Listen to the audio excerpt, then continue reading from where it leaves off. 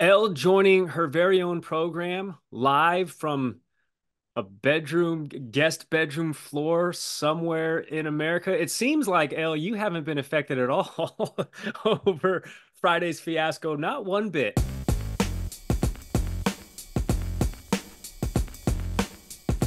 Welcome to the Elle Duncan Show with Gary Streisky. Yeah, I'm coming to you from parts unknown because I honestly don't know where I am. I've been traveling. I've been getting flights canceled on. There's nothing like thinking after two, three flights get canceled on you, like, okay, we have reached like critical mass territory. We're boarding in like 7 minutes. No way they're gonna, oh, they canceled this one too. It has been not great. And it was a bit deceiving, Gary, because I was in Boston on Saturday for a wedding. The only reason I would miss WNBA All-Star, by the way, a close friend of ours, Amy Johnson. Shout out, Amy. Congratulations. Yeah. She got married to an amazing man named Harrison, and they're close friends. And that wedding's been on the book for a lot longer than the plans to go to All Star have been. So I went to Boston for this wedding, had a great time, was going to fly out Sunday morning, first thing cracking from Boston to get to Cincinnati for Shay and Jordan Cornett's foundation, the Sure. Joel Cornett Foundation, which is in support of Jordan's brother, who was a basketball star that died far too young of a heart condition. So, gonna fly out to do that. And it was great. Gary, like no one was at Logan.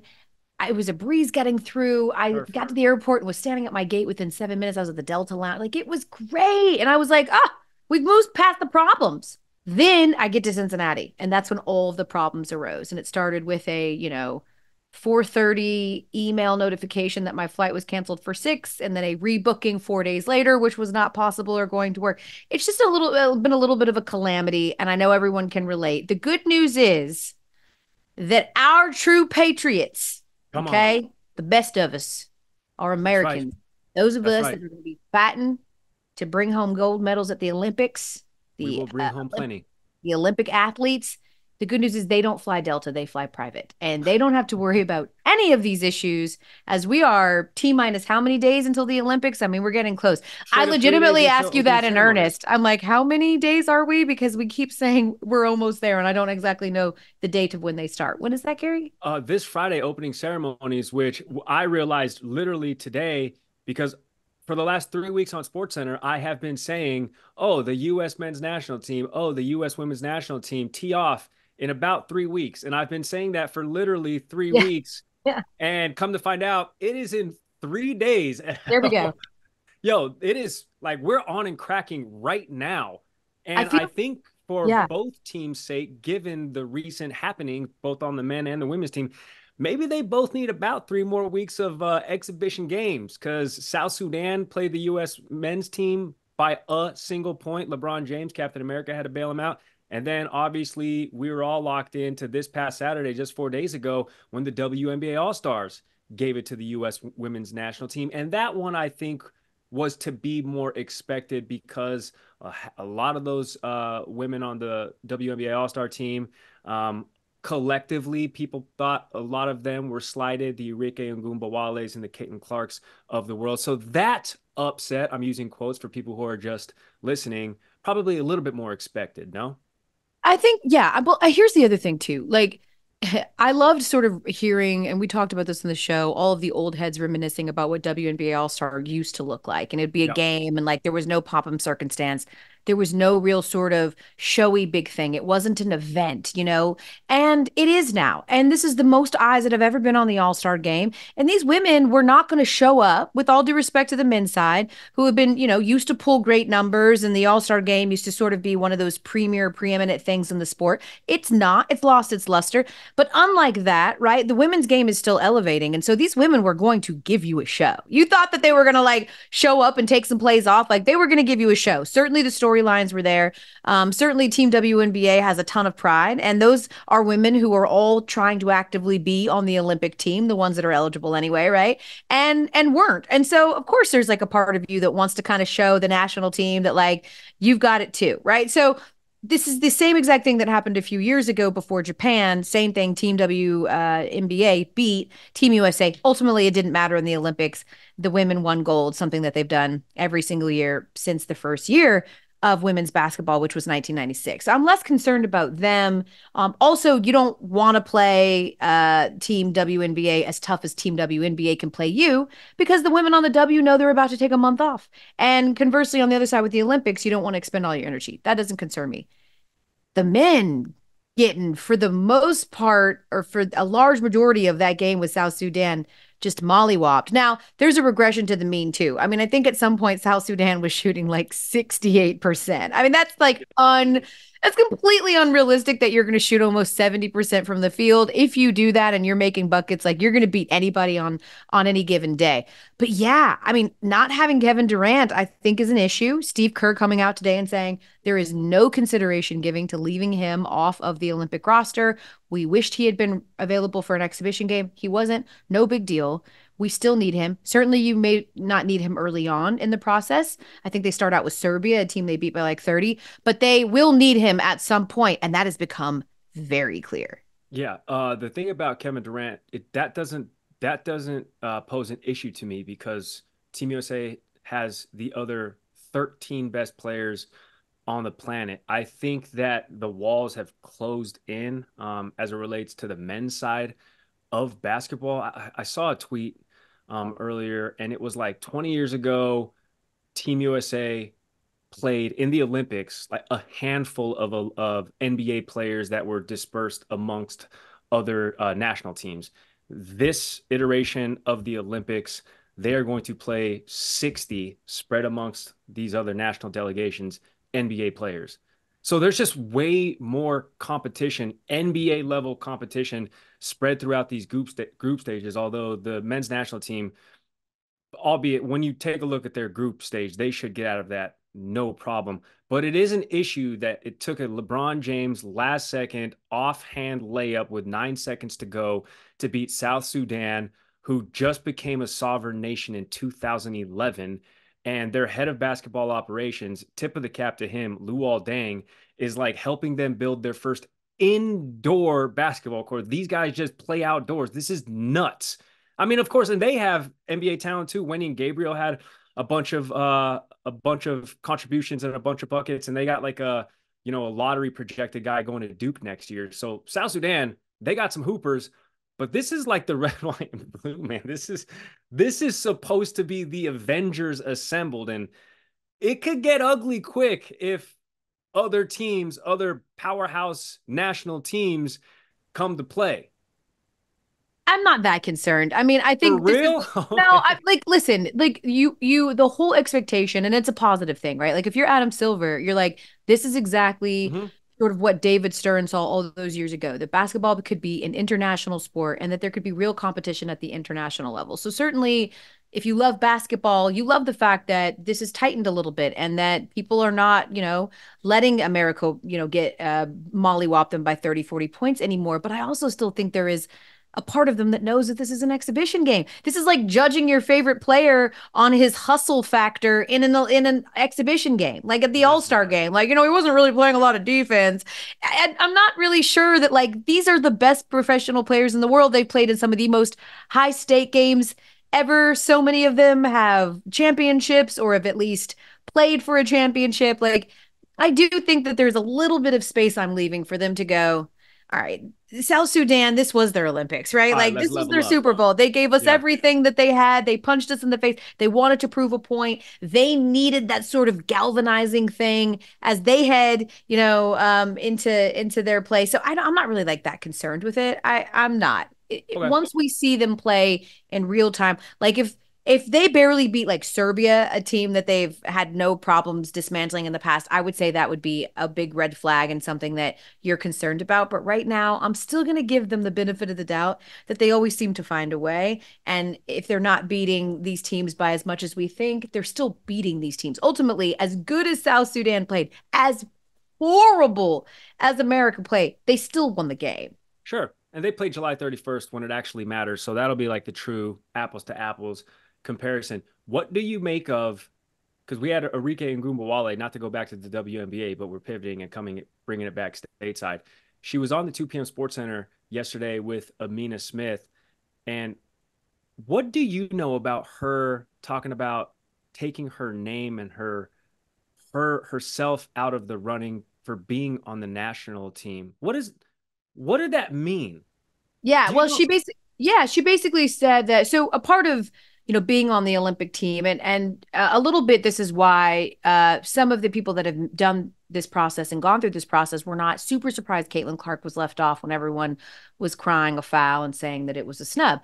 Is that it is you get into the Olympic system, which means that you play for the national team and you go to Yeah. these particular camps and things like that.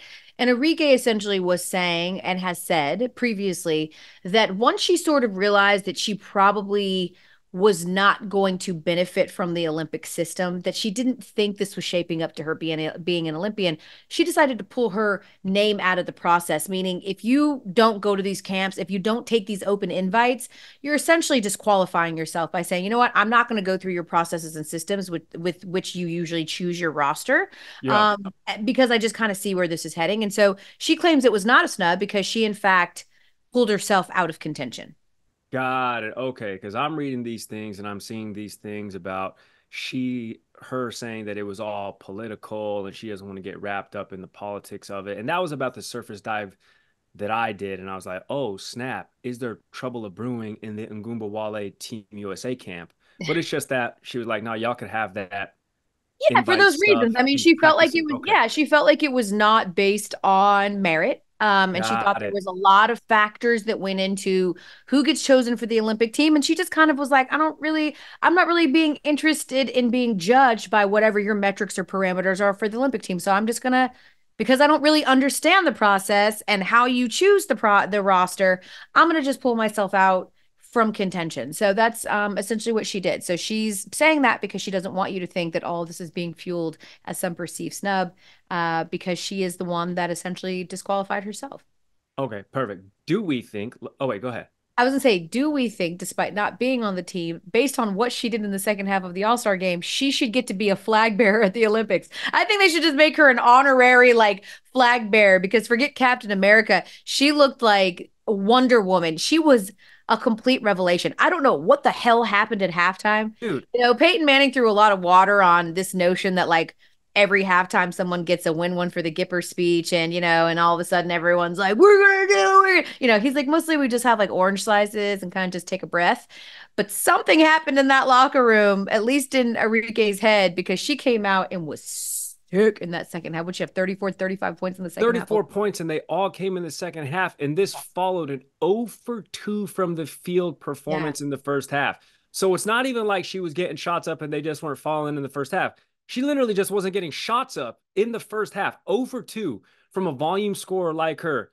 So I'm with you. 34 points is impressive in a I'm not going to call it an exhibition game because this was a competitive game. Kelsey Plum was picking up Caitlin Clark full court press like from the jump.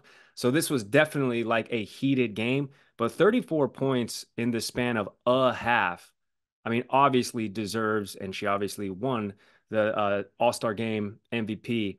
But yeah, she went crazy.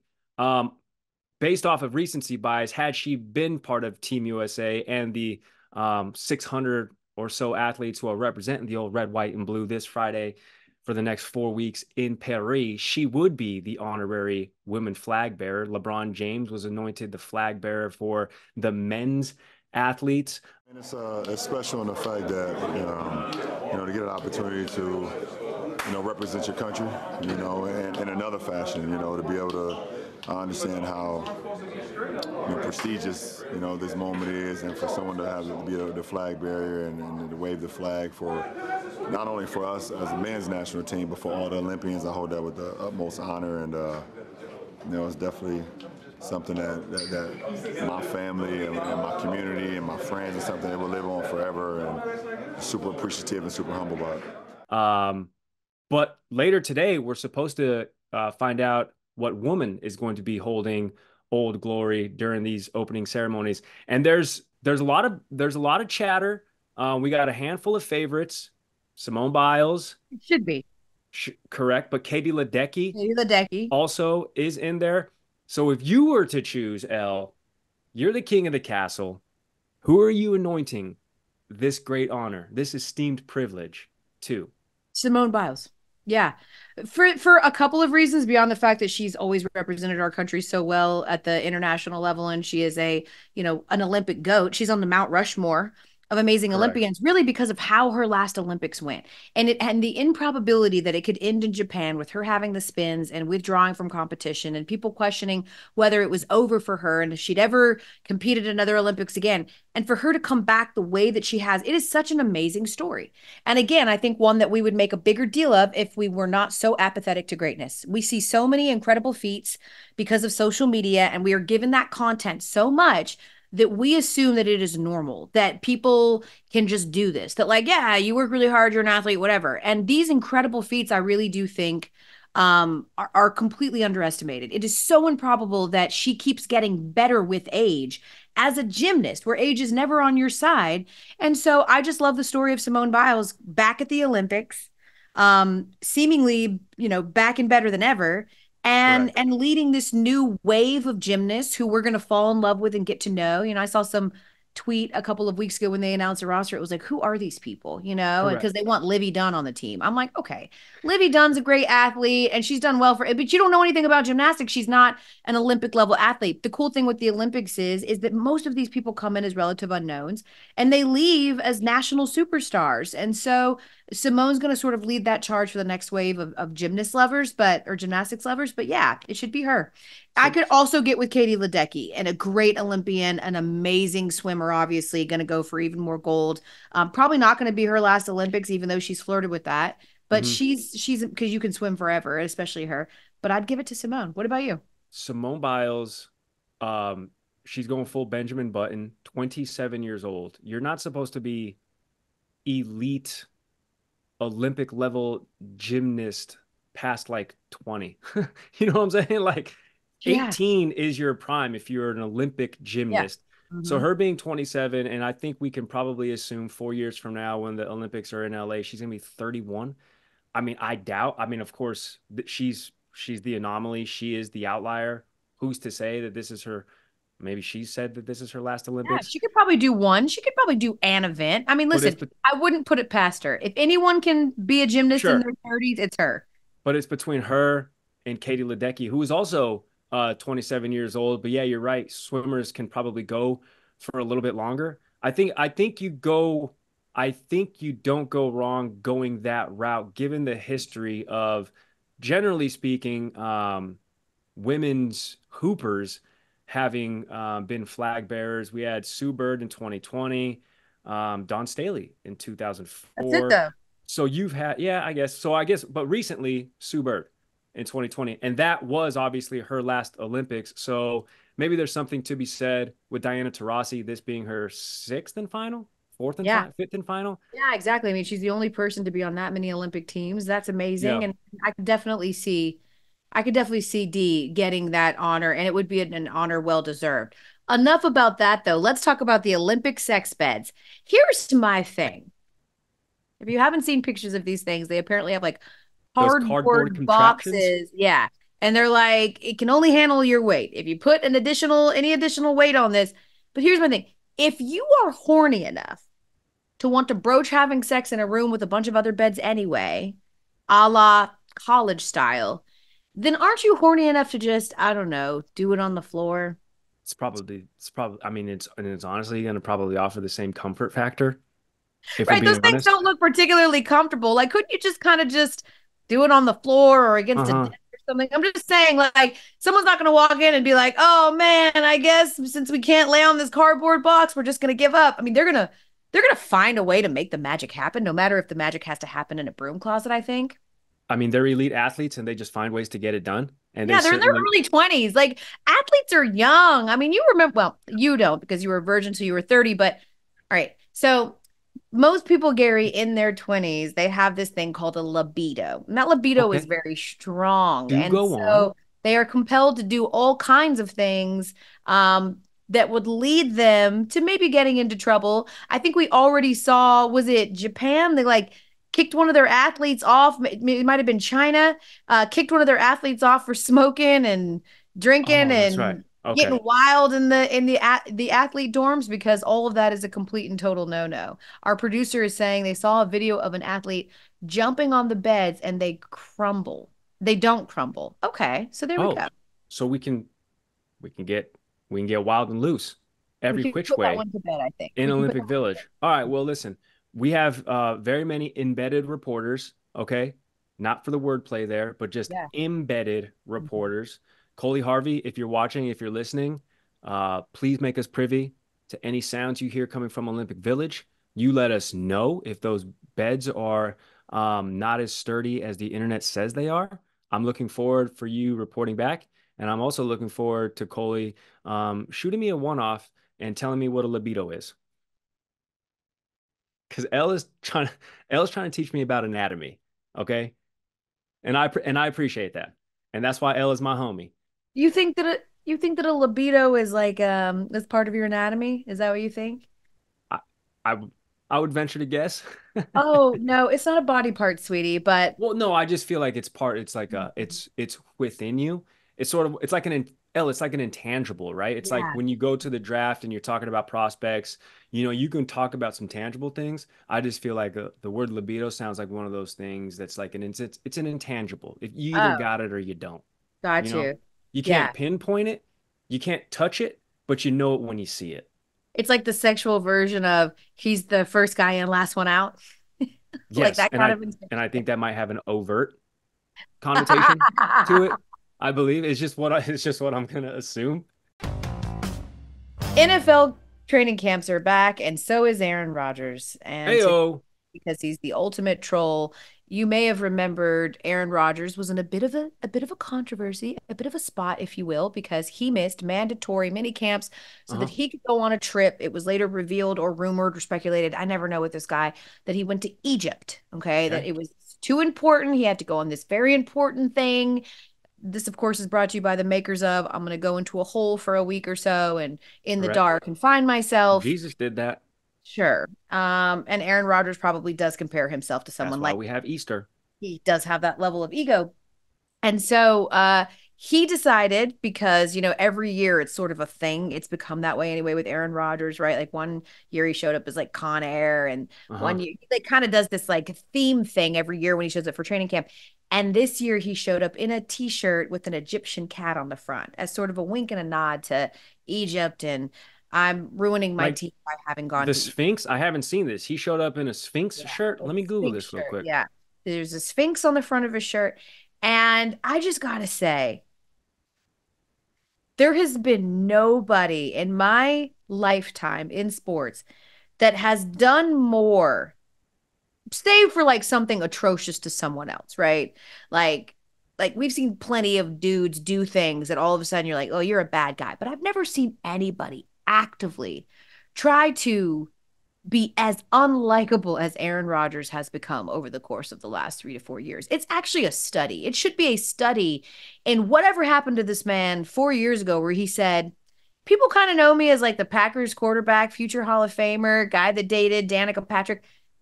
I don't want to be that guy anymore. I want to be a think tank, crazy snake oil salesman, Barnes and Noble philosopher that just likes with people and disseminating conspiracy theories. Like, I don't know what happened to him where he's like, I'm going to be this guy now. But that guy is just kind of unlikable. I mean, that's Really? my opinion. I just really, yeah. I used to sort of enjoy the like back and forth because I love petty shit. And it's great for our job to have all these storylines to talk about. But I got to be honest, like, I just don't know.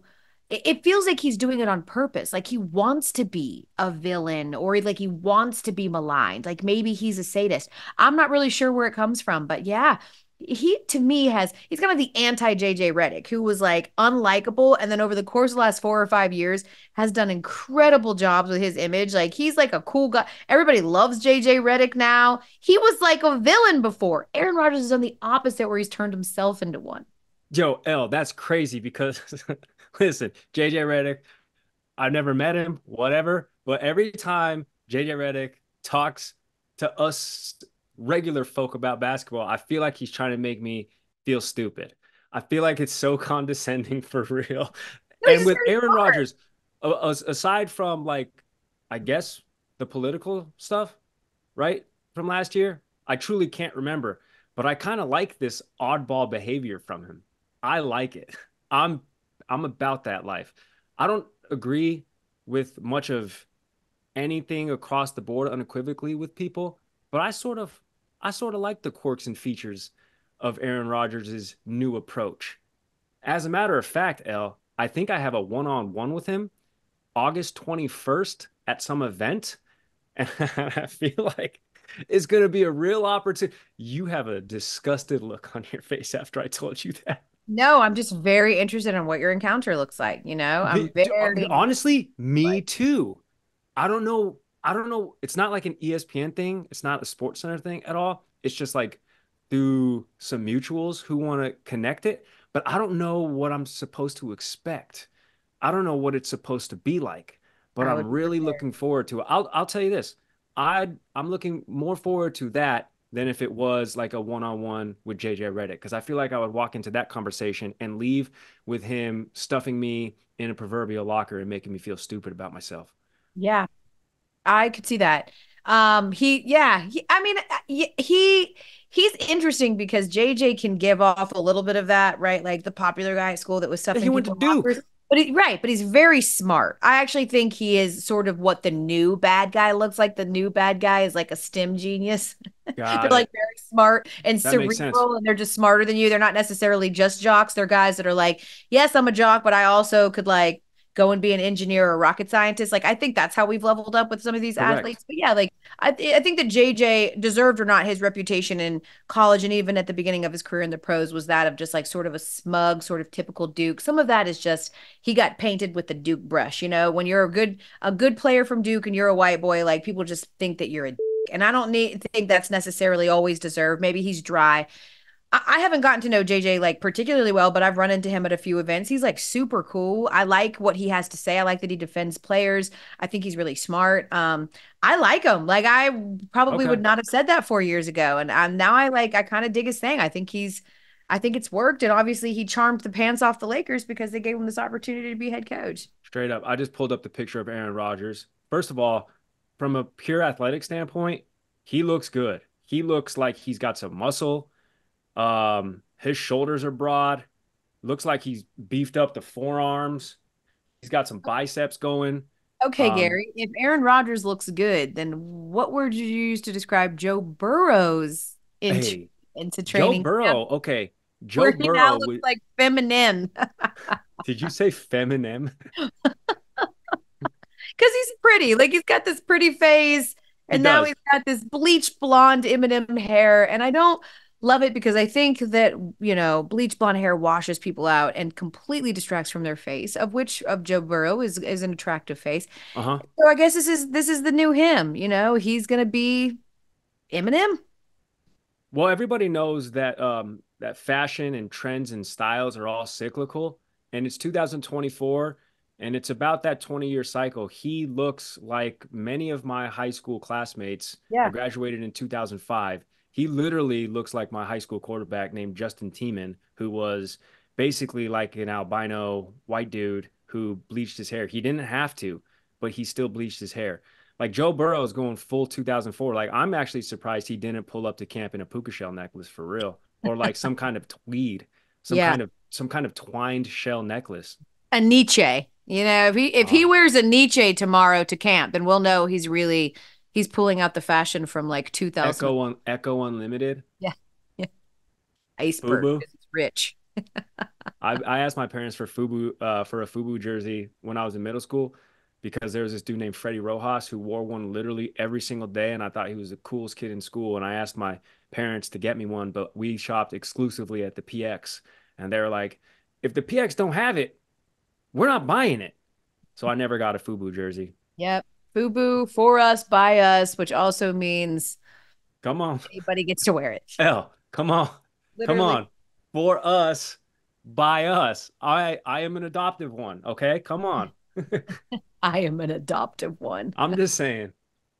Unbelievable. We're just saying that we have put up a voicemail. I'm very intrigued because our producers will not let us reveal any of these voicemails until Thursday's show. So it's going to be a Correct. Thursday treat.